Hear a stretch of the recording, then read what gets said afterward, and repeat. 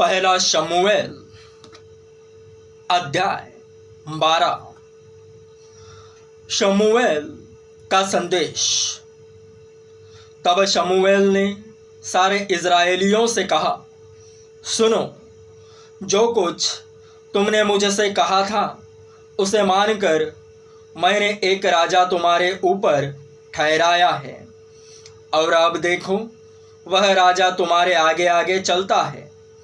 और अब मैं बूढ़ा हूँ और मेरे बाल सफ़ेद हो गए हैं और मेरे पुत्र तुम्हारे पास है और मैं लड़कपन से लेकर आज तक तुम्हारे सामने काम करता रहा हूँ।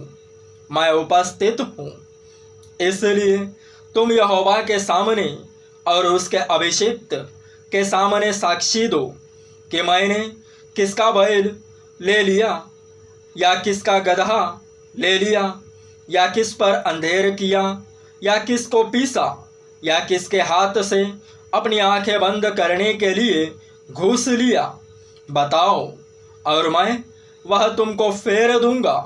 वे बोले, तूने न तो हम पर अंधेर किया, न हमें पीसा और न किसी के हाथ से कुछ लिया है।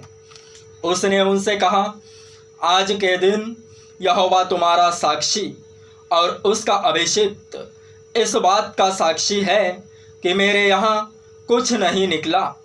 वे बोले, हाँ, वह साक्षी है। फिर शमूएल लोगों से कहने लगा, जो मूसा और हारून को ठहरा कर तुम्हारे पूर्वजों को मिस्र देश से निकाल लाया, वह यहोवा ही है।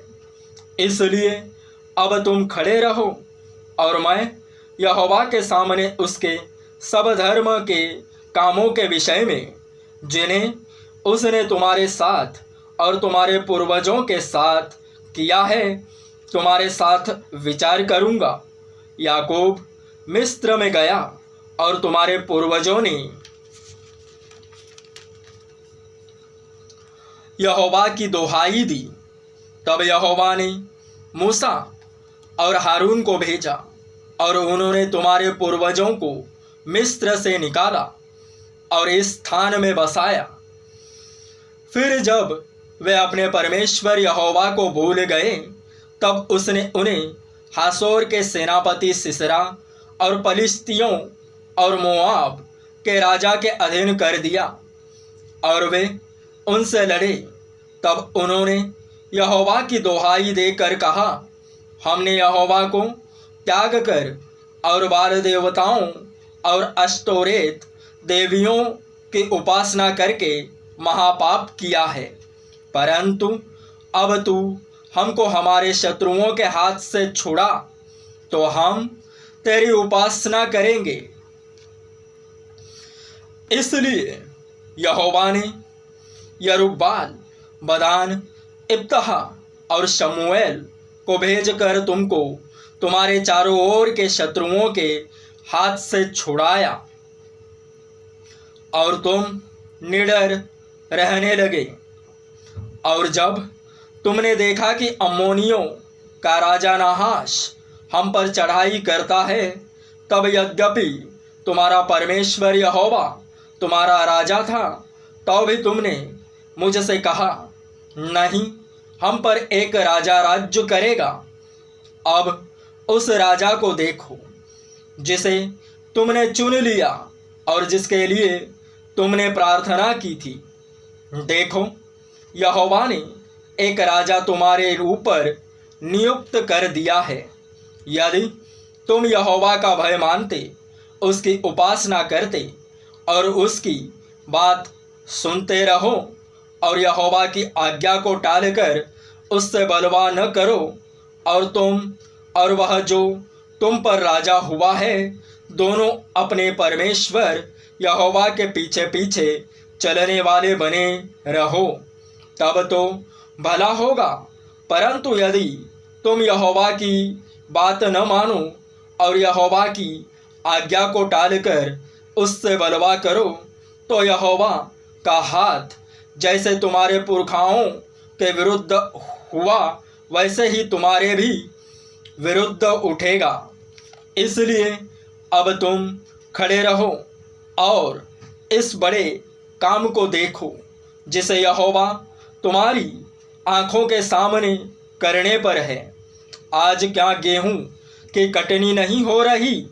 मैं यहोवा को पुकारूंगा और वह मेघ गरजाएगा और मेघ बरसाएगा।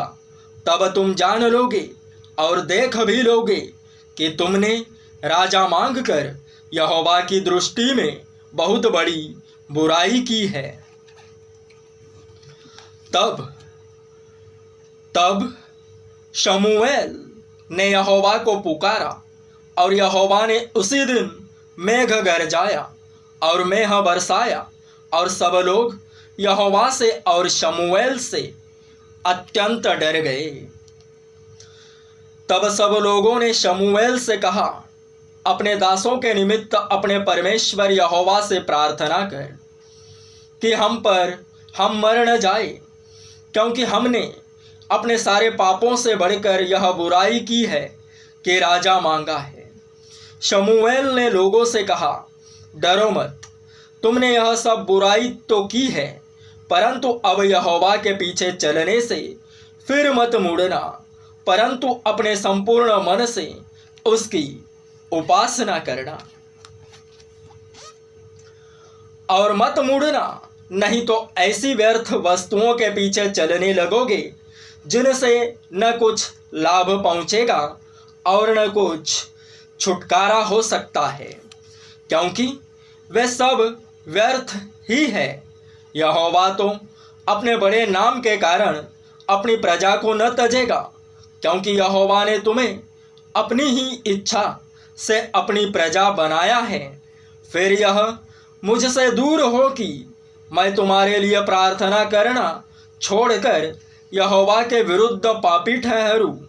मैं तो तुम्हें अच्छा और सीधा मार्ग दिखाता रहूँगा।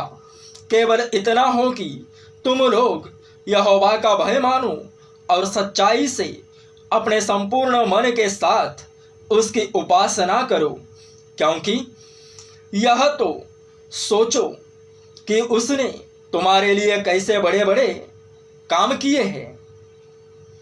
परंतु यदि तुम बुराई करते ही रहोगे तो तुम और तुम्हारा राजा दोनों के दोनों मिट जाओगे।